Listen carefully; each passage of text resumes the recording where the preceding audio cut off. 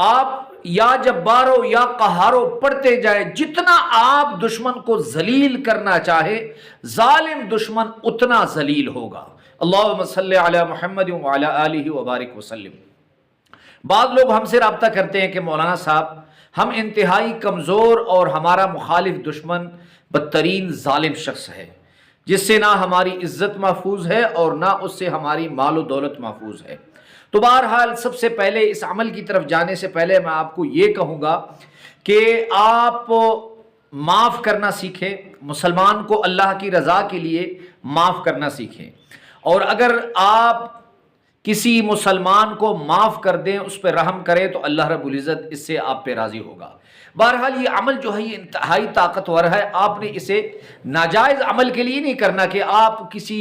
معمولی سی جھگڑوں کے لیے یہ کام کریں، بلکہ اگر کوئی ایسا ظالم شخص ہے کہ آپ کمزور ہیں اور وہ بدترین ظالم ہے، جس سے آپ کو اپنی عزتوں کا بھی خوف ہے اور مال و دولت کا بھی خوف ہے، اور وہ کسی صورت آپ سے پیچھے نہیں ہٹ رہا، کبھی تھانوں میں کبھی عدالتوں کے چکر لگوا رہا ہے اور آپ کی دولت کو بھی ضائع کر رہا ہے اور آپ کی خواتین کو بھی عزت کرنے کی کوشش کر رہا ہے، تو ایسے لوگوں کے لیے یہ عمل کریں۔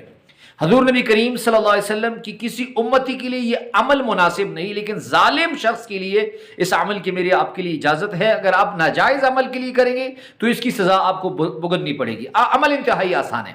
آپ نے ایسے کرنا ہے جیسے ایک سادہ سا کاغذ لے لینا ہے، اس کاغذ میں دیکھیں کوئی لکیر وغیرہ نہیں ہے، پھر اس پر آپ نے ایک نام لکھ لینا ہے، جیسے آپ نظر آ رہا ہے زید ابن نسرین بی بی، جیسے فرضی نام میں نے لکھ لیا ہے۔ آپ نے ایسے کرنا ہے کہ نماز عشاء کے بعد مصلی پہ بیٹھ جائیں، اول آخر درود شریف نہیں پڑھنا اور بسم اللہ بھی نہیں پڑھنی، اعوذ باللہ من الشیطان الرجیم پڑھ لینا ہے، اور اس کے بعد یا جبارو یا قہارو 101 مرتبہ پڑھنا ہے، اور آپ نے بالکل غور سے جو نام آپ نے لکھا ہوا اس کو دیکھنا ہے۔ عشاء کی نماز کے بعد پڑھنا ہے، دوسرے دن پھر عشاء کی نماز کے بعد پڑھنا ہے، ناغہ نہیں کرنا، تیسرے دن پھر آپ نے عشاء کی نماز کے بعد پڑھنا ہے لیکن ناغہ نہیں کرنا، اور جب تیسرے دن پڑھ لیں اس پہ پھونک دیں، اور اس کے بعد جو ہے اسے کسی بھاری پتھر کے نیچے رکھ لیں، کم از کم 10-15 کلو وزنی چیز ہو، اس کے نیچے اس کو رکھ دیں، انشاءاللہ العزیز ظالم اور بدترین ظالم شخص جو ہے، جس سے آپ کی نہ عزت اور نہ مال و